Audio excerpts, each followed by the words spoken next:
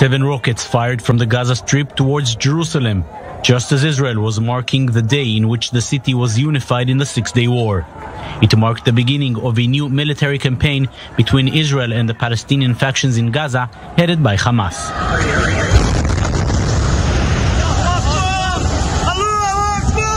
The military campaign did not catch anyone by surprise. It followed weeks of escalating violence. The IDF was clearly ready for anything coming from the Gaza Strip, including the barrage of rockets fired from Gaza towards Israeli towns and cities. The Iron Dome intercepted the vast majority of rockets headed towards populated areas. Despite the very high number of rockets fired, more than 4,000 in 11 days of fighting, the number of casualties on the Israeli side was low. The army was also well prepared for any surprise Hamas was planning on the border. Not a single infiltration into Israeli territory was recorded, despite various attempts, and only one Israeli soldier was killed in cross-border fire throughout the entire operation. Israel may have been successful along the Gaza border, but was caught completely off guard in other arenas, most notably within its own borders. We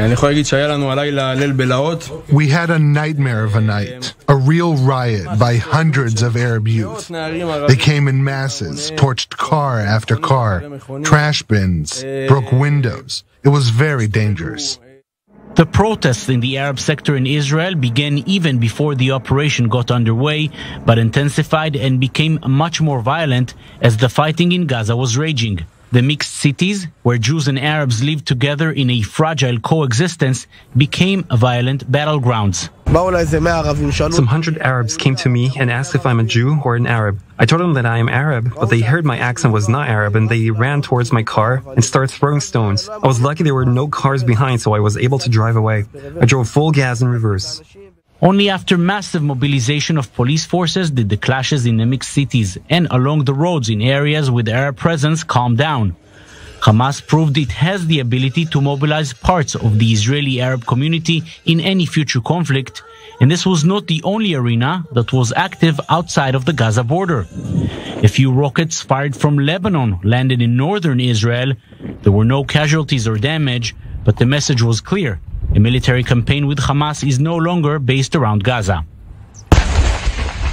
Operation Guardian of the Walls once again proved the Israeli military superiority, but also showed that Hamas is progressing and has the ability to challenge Israel in various ways.